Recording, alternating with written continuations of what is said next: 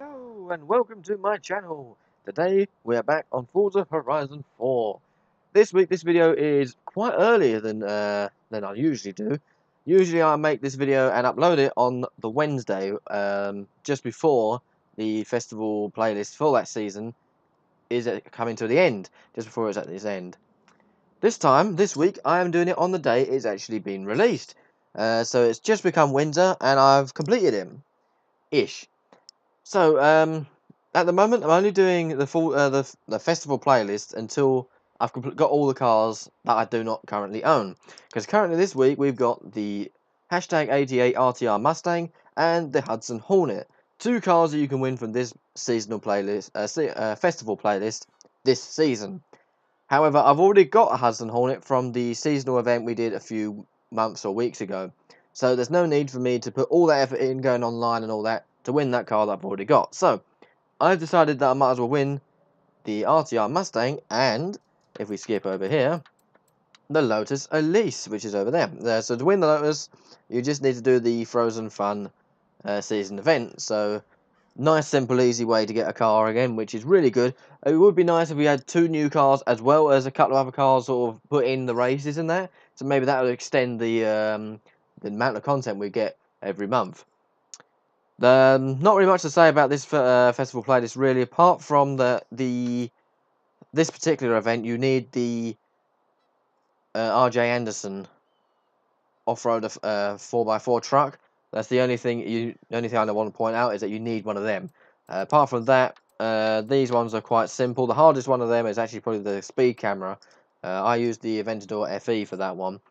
But yeah, anything that can go over 235 miles an hour would be useful. I didn't do any of the other bits because I didn't need to, because I just need to get to 50%.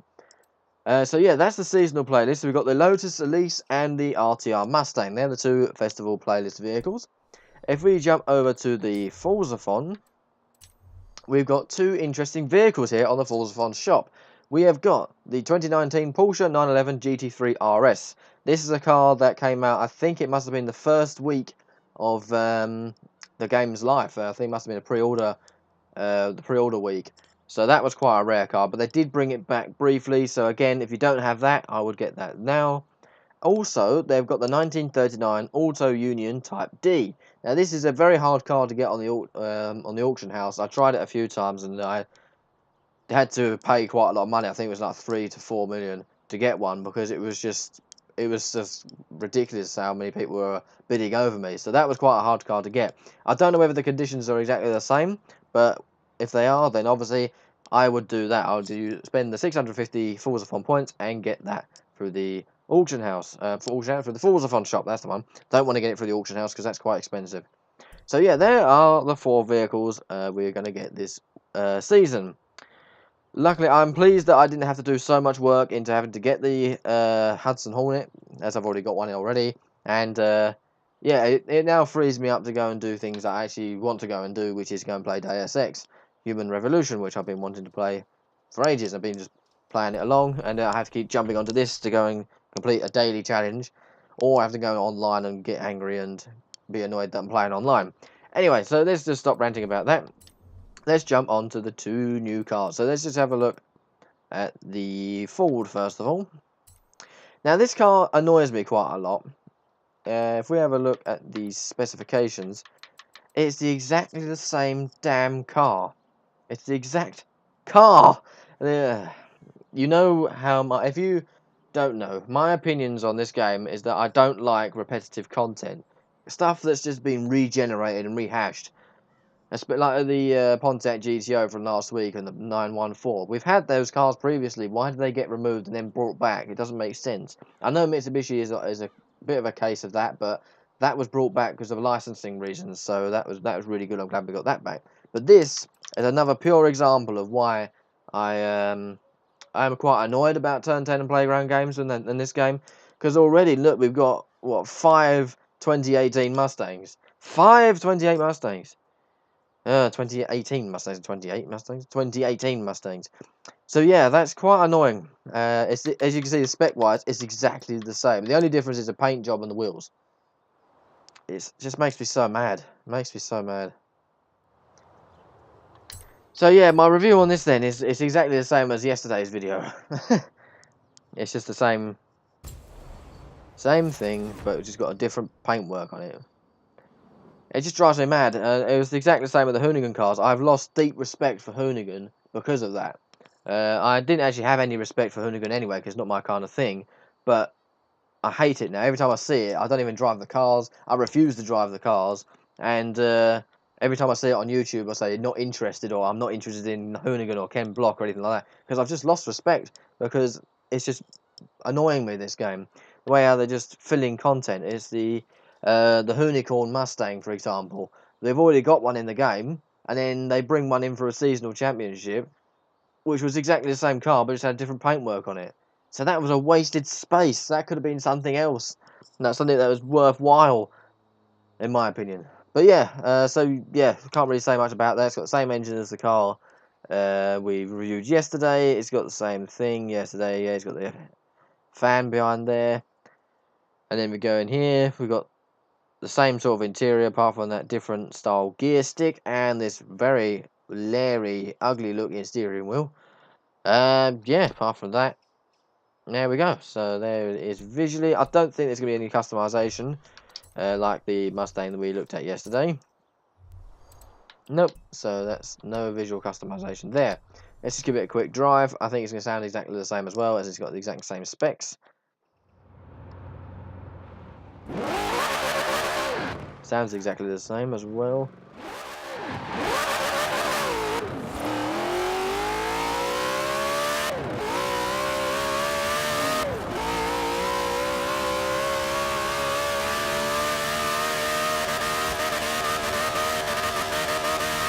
Well, there's your top speed.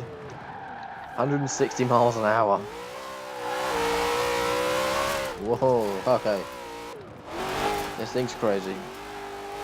I've even got traction and stability control on, just because I've been doing some races.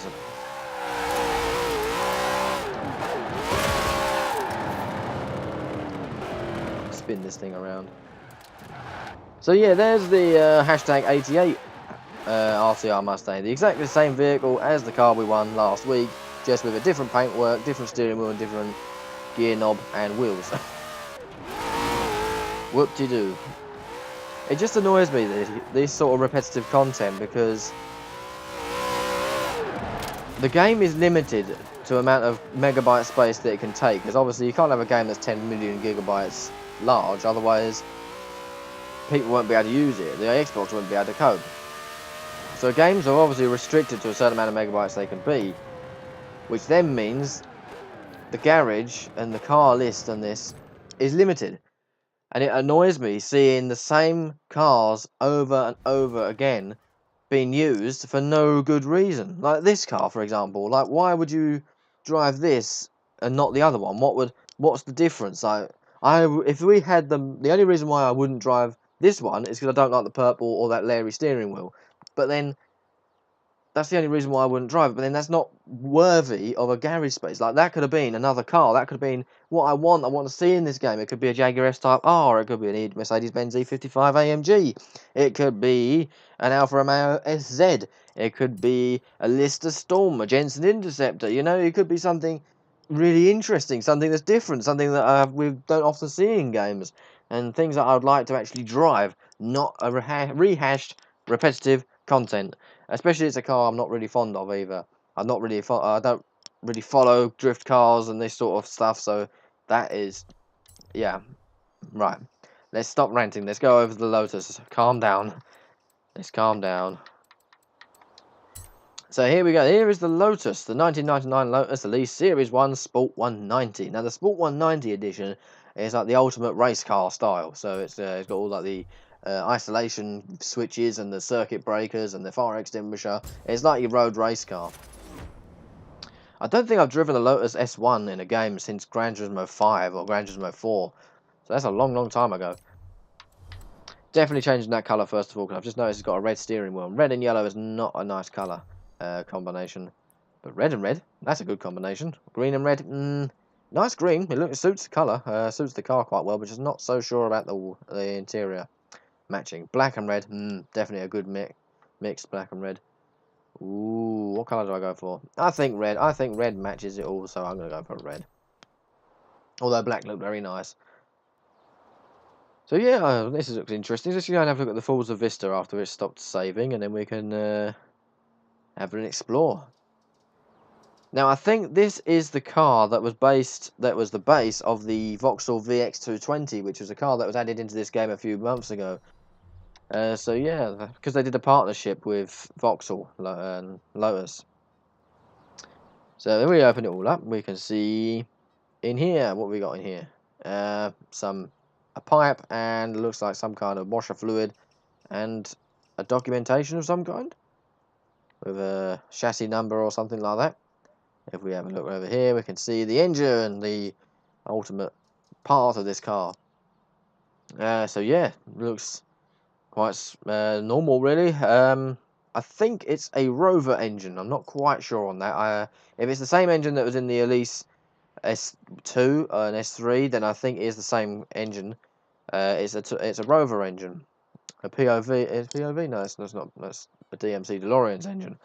I can't remember its name now, but I just know it's a Rover derived engine anyway. Let's take a look on the inside. So this is what I mean by the fact it's like your ultimate race car. You can see it's very bare bones. It's got like the fire extinguisher down there. You got your isolation switches and things down there. You got like a button of some kind. Don't know what that does. I don't want to press it either. One thing that is bothering me slightly is the fact that the steering wheel's on the American side, on the left-hand side, when it's a British car, so it should be over that side, but it doesn't bother me that much. I know car under 16, he gets very bothered about that. He rants at me all the time, saying, oh my god, I've just bought a car and the steering wheel's on the wrong side and it's a British car, which I understand a lot, and it is very annoying. Like I've actually driven a Fiesta in real life, a Ford Fiesta, the 2013 one. I've driven one in real life, and then I drove it in this game, and it felt really weird looking at the same dashboard and dials, but on the wrong side of the car. So yeah, that's quite annoying, but it's not something that bothers me particularly. Yeah, it's quite a nice looking car. I like definitely like this car. Let's have a look at the customization. I would be surprised if there any customization with this, as well. I can imagine it's gonna be the Forza bumpers and things. And yep, so we've got the Forza canards and splitter. The spoiler here, we've got the big as Forza wings. So yeah. So we looked at the colours, looked at the car, so let's go and give it a drive. Go and see what it sounds like. Now, weirdly, we've got this car during winter season when the roof is up. Doesn't really make much sense. Bit of a Mickey take, I think, from Turn 10 Playground Games there. Right, let's go and see what this thing sounds like.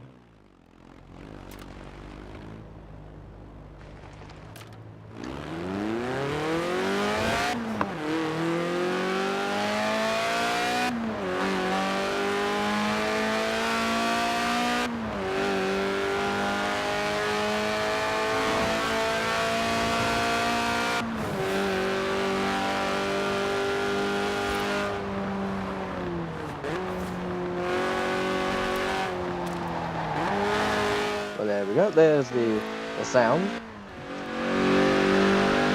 I'm not sure about the sound. Is it the same as this Elise that we've already got in the game on the VX220? Because it's got the same engine, so it should sound the same. Inside, it sounds the same. Because outside, it doesn't sound as beefy as I would expect it to.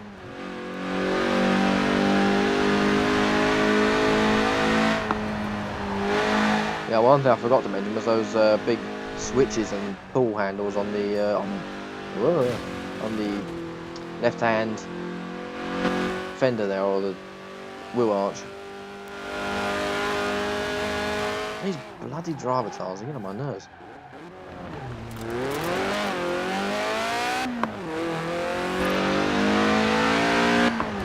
Yeah, it feels good. This is a little bit slow on the acceleration, I think. Then I have been driving the Aventador FE, so that probably is influencing my perception a little bit.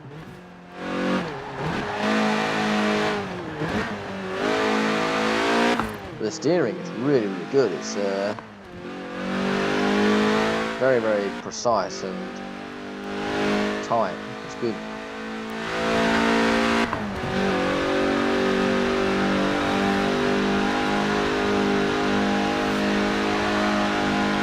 Yeah, that's good. It's a nice car to drive. This doesn't feel particularly fast. How fast are we going in a minute? 130 miles an hour, so it's not drastically fast. But then again, it is from the 1990s, so it's not exactly like blistering. But yeah, it's quite a nice little car. I like it. Well, it's better than that Mustang anyway. I apologise about that rant. That was a little bit over the top, but it just drives me mad, all that sort of repetitive, rehashed content. So there we go. There's the Elise S1. So that's the Sport 190 edition, 160, 190, 190 edition. So yes, it's the race car version of it. Are we have a look in the Forza Vista? Yeah, we can see those pull valves there. I wondered what that was. I thought I couldn't see it earlier, but that's just because I wasn't being observant enough. So there's the Lotus, the Auto Union, and the Hudson Hornet. Let's have a quick browse at them. The Auto Union is there. I was even hovering over it. So there's that one worth 10 million credits. Yeah, that's a good car. Sounds all right. Very sort of ungrippy. Hasn't got a lot of grip. It's quite loose end at the back end. The Hudson, I never really drove very much because I got annoyed about the engine sound, but because it sounded like a Jag E-Type at the time, but they fixed the E-Type sound now, so yeah. Let's just have a look and see whether they changed it or not. Luckily, I don't have to do too much to earn this thing.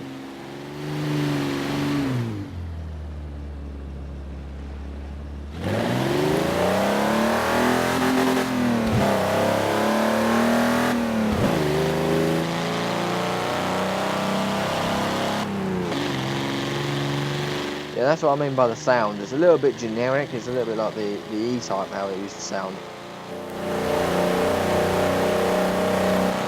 Outside's actually not too bad.